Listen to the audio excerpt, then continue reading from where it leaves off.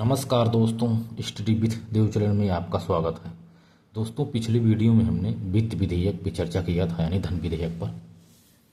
इस वीडियो में देखते हैं संविधान संशोधन विधेयक। यह संविधान संशोधन विधेयक भाग 20 में है, अनुच्छेद 368 के अंतर्गत है। यह दक्षिण अफ्रीका के संविधान से प्रेरित है। यह संविधान संशोधन विधेयक है, दक्षिण अफ्रीका के संविधान से प्रेरित है, साउथ अफ्रीका के। यदि ब्रिटेन के संविधान की बात की जाए तो यहाँ लचीला संविधान है, यूएसए में कठोर संविधान है, लेकिन अपने भारत में ना तो अधिक लचीला है ना ही अधिक कठोर, यानी कठोर एवं लचीला संविधान है भारत का। यह था संविधान चर्चा। अब देखते हैं जो संविधान संशोधन विधेयक है, इसमें देखते हैं संशोधन की शक्ति। संशोधन की शक्ति किस प्रकार काम करती है, क्या है। यदि जैसे संसद, जो संविधान के संशोधन की शक्ति है, यह संसद के पास है। जो राज्यों के विधानमंडल हैं, संविधान संशोधन विधेयक नहीं ला सकते हैं, क्लियर है। यह संसद के पास है, राज्यों के पास नहीं है। संपूर्ण संविधान में संशोधन कर सकता है संसद, संपूर्ण संविधान में संशोधन कर सकता है। प्रस्तावना एवं मौलिक अधिकार में भी संशोधन कर सकता है, लेकिन संशोधन इस प्रकार हो कि संविधान का मूल ढांचा प्रभावित न हो। यह बात केशवानंद भारती केस के निर्णय में 1973 ईस्वी में कहा गया है। आप संविधान में, संपूर्ण संविधान में संशोधन तो कर सकते हैं, प्रस्तावना में भी, मौलिक अधिकार में भी आप संशोधन कर सकते हैं, बशर्ते ध्यान यही रखना होगा कि इसमें संविधान का मूल ढांचा प्रभावित ना हो। अब देखते हैं संविधान संशोधन विधेयक क्या है। संविधान संशोधन विधेयक संसद के किसी भी सदन में इसे ला सकते हैं। जो संविधान संशोधन विधेयक है, संसद के किसी भी सदन में ला सकते हैं। सरकारी सदस्य या गैर सरकारी सदस्य दोनों ला सकते हैं। दोनों सदनों की शक्तियां बराबर होंगी पारित करने में भी। संविधान संशोधन विधेयक में संयुक्त बैठक संविधान संशोधन विधेयक में नहीं हो सकती है। राष्ट्रपति की पूर्व अनुमति नहीं चाहिए। इसे स्वीकार करने की राष्ट्रपति को बाध्यता है। 24वें संविधान संशोधन में यह बताया गया। इसको दोनों सदनों में अलग अलग विशेष बहुमत से पारित करना होगा। विशेष बहुमत में यानी सदन की कुल संख्या का बहुमत तथा उपस्थित मतदान करने वाले सदस्यों का 2/3 बहुमत को ही विशेष बहुमत कहा जाता है। यानी दोनों सदनों में इसे अलग अलग विशेष बहुमत से पारित करना होगा। यानी जो सदन की कुल संख्या का बहुमत तथा उपस्थित मतदान करने वाले सदस्यों का 2/3 बहुमत। संविधान में संशोधन देखते हैं। संविधान में संशोधन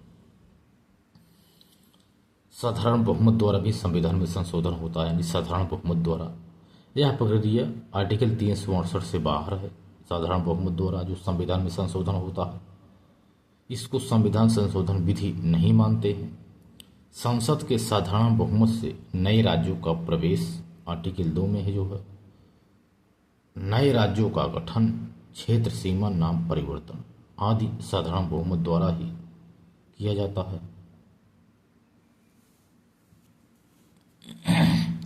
राज्यों में विधान परिषद का गठन या जो भी संबंधित है 169 में, यानी राज्यों में विधान परिषद का गठन या इस पे किसी प्रकार का कार्यवाही समाप्ति, यदि कोई भी विधान परिषद हो उसका गठन, कार्यवाही तथा समाप्ति, यह आर्टिकल 169 में है। यह भी साधारण बहुमत द्वारा पारित किया जाता है। नागरिकता प्राप्ति एवं समाप्ति, यह आर्टिकल 11 में है, नागरिकता प्राप्ति एवं समाप्ति। ये भी साधारण बहुमत द्वारा होता है।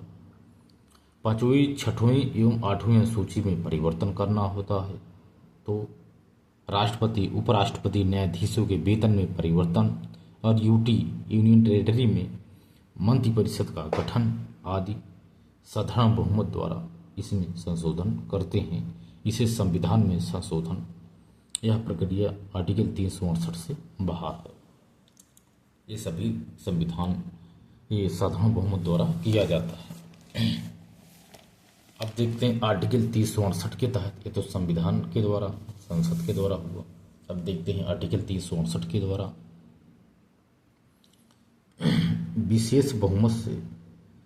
विशेष बहुमत के साथ कम से कम आधे राज्यों का अनुसमर्थन होना चाहिए। राज्यों का अनुसमर्थन राज्य विधानमंडल में साधारण बहुमत से हो। इसमें साधारण बहुमत एवं विशेष प्लस राज्यों के अनुसमर्थन वाले संशोधन को छोड़कर शेष सभी संशोधन आते हैं। इसी को आर्टिकल 368 के तहत संविधान संशोधन कहते हैं। संशोधन के अंतर्गत आता है। अब देखते हैं विधेयकों का तुलनात्मक अध्ययन। विधेयकों का तुलनात्मक अध्ययन पे चर्चा करते हैं। क्या है? पहले तो एक ऐसे चार्ट बना लीजिए दोस्तों। एक में रखेंगे विषय, साधारण विधेयक, धन विधेयक, अन्य वित्त विधेयक या संविधान संशोधन विधेयक। पुनः स्थापना कौन रख सकता है?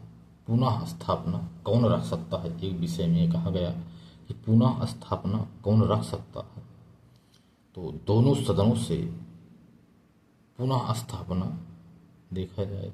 यदि कोई विषय है तो इसका पुनः स्थापना दोनों सदनों से केवल लोकसभा,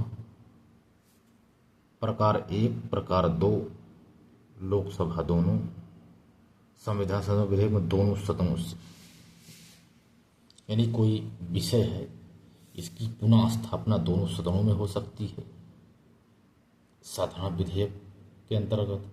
यदि धन विधेयक में देखें तो यदि पुनः स्थापना करना हो किस विषय का तो केवल लोकसभा में हो सकता है। अन्य वित्त विधेयक में प्रकार 1, प्रकार 2, लोकसभा या दोनों सदनों से, संविधान से दोनों सदनों से। कोई विषय कौन रख सकता है, यानी मंत्री या अन्य सदस्य सरकारी या गैर सरकारी साधारण विधेयक के प्रति दोनों रख सकते हैं। यदि कोई विषय है साधारण विधेयक में, इसको मंत्री या अन्य सदस्य सरकारी या गैर सरकारी रख सकते हैं। धन विधेयक में देखा जाए तो कौन रखेगा? केवल मंत्री, जो सरकारी विधेयक हैं केवल मंत्री रखेंगे। अन्य वित्त विधेयक साधारण की तरह, यानी मंत्री या अन्य सदस्य सरकारी या गैर सरकारी कोई भी व्यक्ति इसे रख सकता है। संविधान संशोधन विधेयक यह भी साधारण की तरह ही रखा जा सकता है। किसी विषय पर सदनों की शक्ति क्या है, तो साधारण विधेयक में दोनों सदनों की शक्तियां समान हैं। धन विधेयक में राज्यसभा को कम शक्ति अब स्वीकृति नहीं कर सकता, लेकिन संशोधन की सिफारिश कर सकता है धन विधेयक के प्रति। अन्य वित्त विधेयक में सदनों की शक्ति, दोनों सदनों को बराबर अधिकार है। संविधान संशोधन में भी दोनों सदनों का बराबर अधिकार है। राष्ट्रपति की शक्ति क्या है? साधारण विधेयक के प्रति राष्ट्रपति की शक्ति आज स्वीकार पुनर्विचार हेतु वापस कर सकता है साधारण विधेयक को। धन विधेयक को पुनर्विचार हेतु वापस नहीं कर सकता, यानी धन विधेयक को पुनर्विचार हेतु वापस भी नहीं कर सकता। साधारण विधेयक की तरह अन्य वित्त विधेयक पर यह, यानी स्वीकार अस्वीकार पुनर्विचार हो तो राष्ट्रपति की शक्ति है। संविधान संशोधन विधेयक इसे स्वीकार करना पड़ेगा। राष्ट्रपति की शक्ति संविधान संशोधन के प्रति है कि इसे स्वीकार करना पड़ेगा। राष्ट्रपति की पूर्व अनुमति साधारण विधेयक प्रति नहीं चाहिए। धन विधेयक के प्रति पूर्व अनुमति चाहिए। अन्य वित्त विधेयक के प्रति नहीं चाहिए। संविधान संशोधन विधेयक में प्रकार 2 नहीं चाहिए, लेकिन पारित करने हेतु चाहिए। संयुक्त बैठक देखो किसके प्रति हो सकती है। साधारण विधेयक के प्रति संयुक्त बैठक हो सकती है। धन विधेयक में नहीं हो सकती। अन्य वित्त विधेयक में हो सकती है, लेकिन संविधान संशोधन विधेयक में भी नहीं हो सकती। अब देखते हैं लंबित करना। साधारण विधेयक को 6 माह तक लंबित किया जा सकता है। धन विधेयक को राज्यसभा 14 दिन तक रख सकती है अपने पास, उसके बाद वह स्वतः पारित हो जाएगी। अन्य वित्त विधेयक साधारण विधेयक की तरह यानी 6 माह तक। संविधान संशोधन विधेयक भी साधारण विधेयक की तरह 6 माह तक।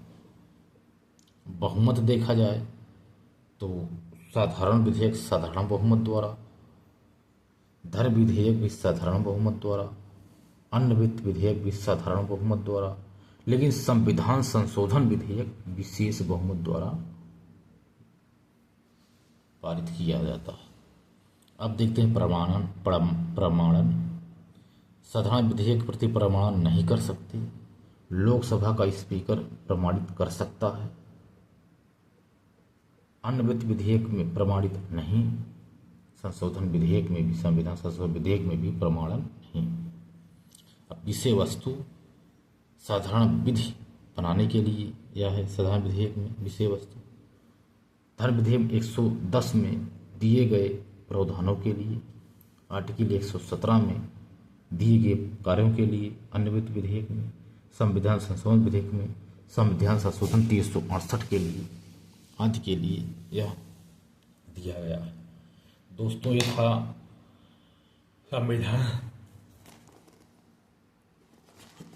संविधान में संशोधन की प्रक्रिया। दोस्तों, हमने देख लिया। ये चार्ट है, आप चार्ट जरूर बना के चार्ट के माध्यम से देखेंगे ना तो दिक्कत नहीं होगी 1%।